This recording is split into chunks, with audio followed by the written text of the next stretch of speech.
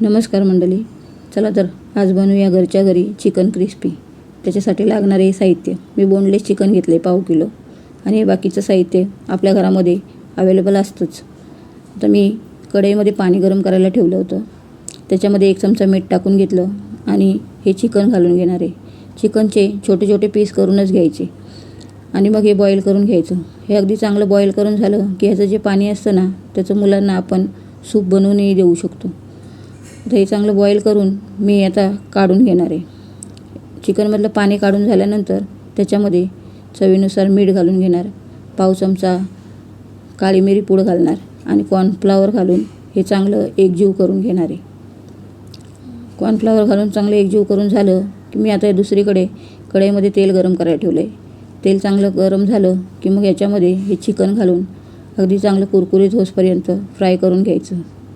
Medium गॅसवरतीच करायचं, fast गॅसवरती मग ते करपतं आणि आतमध्ये चांगलं कुरकुरीत होत नाही।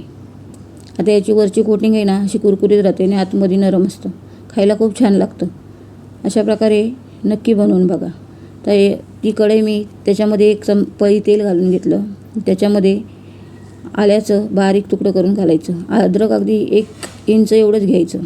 नंतर त्याच्यामध्ये 2 हिरव्या मिरच्या घालून घेतल्या बारीक चिरून। हे सर्व चांगलं फ्राय करून झाल्यावर ह्याच्यामध्ये 7-8 लसणाच्या पाकळ्या बारीक करून घालून घ्यायच्या आणि चवीनुसार मीठही घालून घ्यायचं।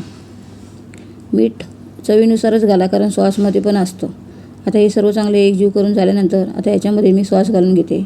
सॉसमध्ये 1 चमचा टोमॅटो कॅचअप, 1 चमचा चिली सॉस, 1 चमचा ग्रीन चिली सॉस आणि अगदी पाव चमचा एवढं याच्यामध्ये सोया सॉस घालायचं। सोया सॉस खूप नाही घालायचं। हे सर्व चांगलं एकजीव करायचं आणि मी अर्धा चमचा कॉर्नफ्लॉवर पाण्यामध्ये मिक्स करून याच्यामध्ये घालून घेते आणि हे चांगलं एकजीव करून घ्यायचं।